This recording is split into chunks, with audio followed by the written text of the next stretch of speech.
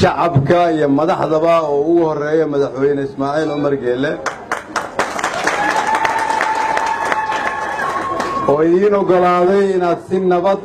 شرف له أذوق مد نقطان ضدك رير على عداء يجوا يدين كسر دويه جعم فرن ولا النمذا يدين موجينا أيدين لقب صدان أنت يراد ويهيستين وعن لنا هاي ويماتين أول كاس نوانو هينا وأنا وياي إن قفكم مركو قحوتي هاي دي بدن تاي وأنا وياي دلك هذا هو مركات كم مكان تاي نيتا واحد دي بدن لكن قحوتي نمدو عيب معن وحكينا الدن وحكينا الظروف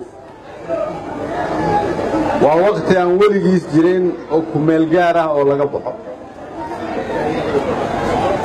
وآمن سنة إن كستو هل كان أدنول في عن كويستان أمني أد كويستان قاركين لقيا بين الشغل كويستان حقوق أدلادهين أدنا مركا أقدم بيسا ماشي أد كويلي كرتان نرول وارتا وحي تايدلكين هاي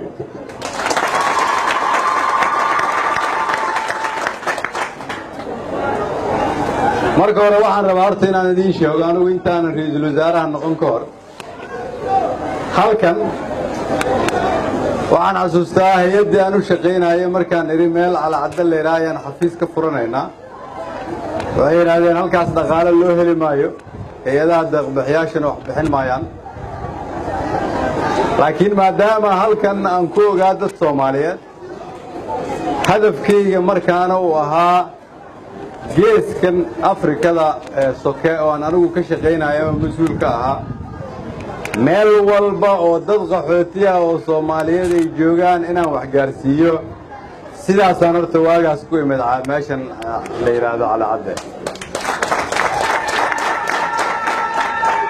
waxaan aad u faraxsanahay shaqadii aan bilownay inay sii ballaaratay dadkii Soomaaliyeed oo ila shaqeynayay inay halkan qaarkood fadhiyaan qaar kalena ay ku soo biiraan idinkana ay muuqatay in noloshiina inta ka sii hagaagsan tahay runtii waa wax lagu farxo marka anigoo ra'iisul wasaarihii Soomaaliyeed oo imid Djibouti waxay la noqotay ceeb inaan ka noqdo anigoo idin soo salaam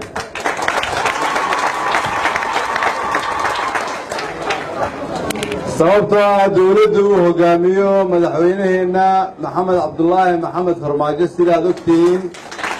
waa dawladda shacabka maadaama ay tahay dawladda shacabka idinkuna tiin qayb ka mid ah shacabka Soomaaliyeed idinka ayaa xaq u leh dawladnimada sidaas ayaan idinkugu imidaan idin soo salaam intaas ka soo waxaan rabaa inaan maanta idinkugu bishaareeyo sidii aan ra'iisul wasaaraha u noqday oo aniga madaxweynuhu u bilownay inaan dalka ka shaqeyno dad badan oo Soomaaliyeed oo dalka dibadiisa ku nool ayaa ku soo laabtay dalkii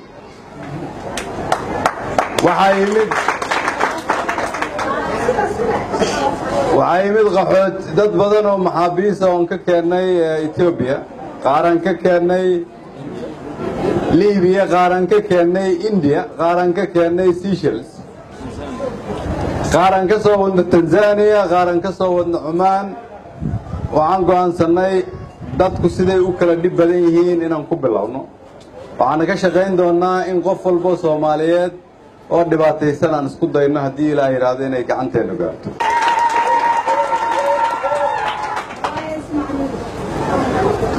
inta halkan aad joogtaan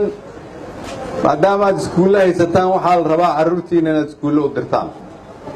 waayo dalkiina wuxuu marayaa meel wanaagsan mar dhowna waad ku soo noqon doontaan marka aad dalkiina ku soo noqotaanna waxaa la idinka rabaa carruurtiina inay leeyihiin xirfad si isla markiiba ula falgalaan dalka qaybna uga qaataan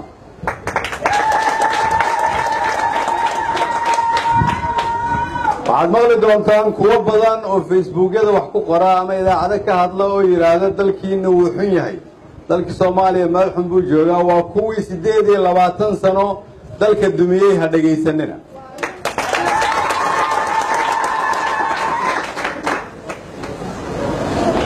waxaan idinkugu yimid anigoo ra'iisul wasaarihii Soomaaliyeed idinkoo qaxooti halkan cali cadda ku ah waxay tusaale ka tahay isbeddelka dalka Soomaaliyeed ku dhacay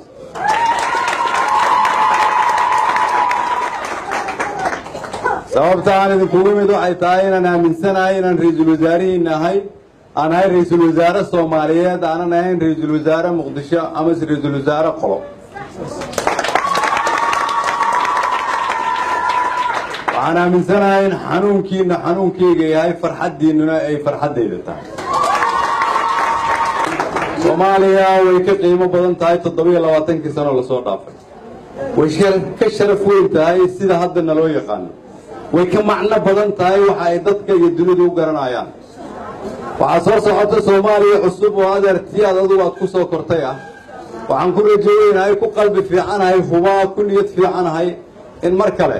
la dhihi doono soomaaliya waa dalka afrika ugu horumarsan waa mahadsantihiin.